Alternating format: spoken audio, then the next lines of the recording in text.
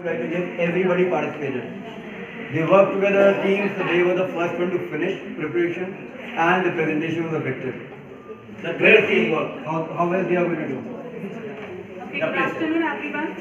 Today, as we know, we are talking about the discipline. We have a discipline and we have the two parts of discipline. The first one is the positive and second one is the negative part.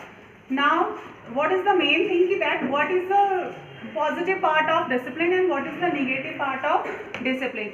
As you know ना कि हम यहाँ पे देख रहे हैं कि positive means if we think taking in a serious way, जब हम अपने मन से कुछ करते हैं. But in a negative discipline I think कि ये नेगेटिव डिसिप्लिन ही हो रहा है because many of them are not interested here कि हम सोच रहे हैं कि अभी हम घर जाएं नहीं जाएं, ये करें वो करें. The main thing it is a negative discipline and positive which we have done in our own way. जब हम सोचते हैं कि yes we can do it, हम इसे कर सकते हैं, हमें इसे करना चाहिए, तो that is a discipline way. Now sir will explain. I also want to tell you that discipline means that when the person or when the student do anything by his own way. You don't have to pressurize anyone to do anything. If you are saying to the student to write and he is writing, this is not discipline. If you are writing on the blackboard and he is holding the pen himself and he is ready to write, this is called discipline of the class, according to me. Discipline जैसे इसको हिंदी में कहते हैं अनुशासन. अनु plus शासन. अनु means खुद पर शासन करना.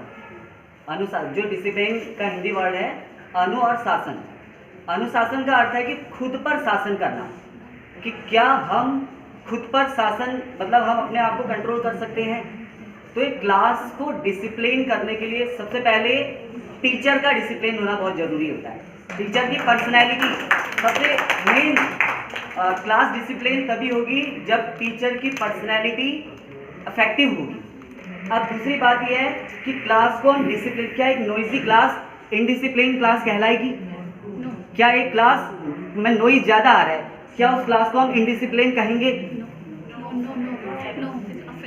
तो ये डिपेंड करता है कि क्लास में कौन सी एक्टिविटी हो रही है या क्लास में क्या चल रहा है.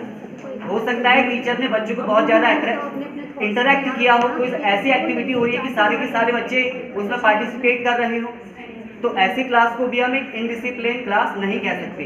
तो कहने का मतलब है डिसिप्लिन को बनाए रखने के लिए अपनी क्लास को मतलब बच्चों का जो खुद पर एक अनुशासन, जो एक कंट्रोल है वो बने रहना चाहिए. और ये इसके लिए हमको क्या कर सकते हैं, सबसे पहले तो टीचर की, जैसे अभी मैम लोगों ने बताया था कि टीचर का अपने सब्जेक्ट के ऊपर कमांड होना बहुत ज़रूरी है.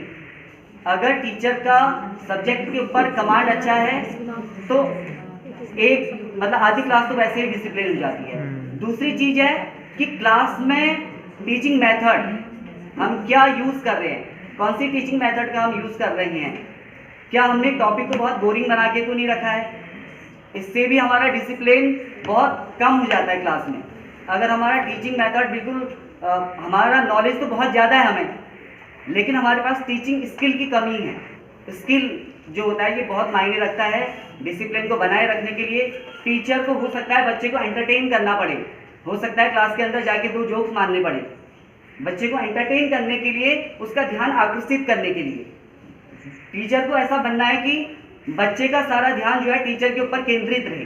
कोई बच्चा क्लास के अंदर सोए नहीं, क्लास सो जाती है और ऐसी क्लास को हम डिसिप्लिन नहीं कह सकते. एक क्लास वाले बच्चे सोए रहते हैं, कभी क्लास में ऐसा भी हो जाता है बच्चे का मन नहीं लग रहा है, इसका मतलब है कि टीचिंग मेथड में अभी कुछ कमी रह गई है.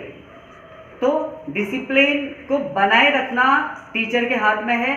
अब डिसिप्लिन पॉजिटिव भी हो सकता है, नेगेटिव भी हो सकता है. एक डिसिप्लिन ऐसे भी बनाया जा सकता है, जैसे अभी सर ने कहा था कि पूरी क्लास में हमने बच्चों को डांट के, और नेगेटिव डिसिप्लिन जिसको हम कह सकते हैं.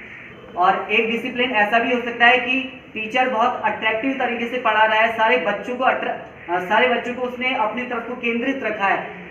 मतलब अपनी टीचिंग मेथड्स ऐसी हैं कि सारे बच्चे फोकस्ड हैं टीचर पर और उसका ध्यान कहीं जा ही नहीं रहा है. टीचर की एक्टिविटीज़, हो सकता है टीचर को कुछ एक्टिविटीज़ करनी पड़े, जैसे अभी सर कर भी रहे थे कुछ एक्टिविटीज़. हमको मतलब अपना ध्यान, हमारा ध्यान सर की तरफ को केंद्रित करने के लिए सर एक्टिविटी करके भी बता रहे थे, कभी बता रहे थे कि ऐसे बच्चे करते हैं. तो ये सब चीज़ें जो होती हैं ये टीचिंग स्किल के अंदर आती हैं.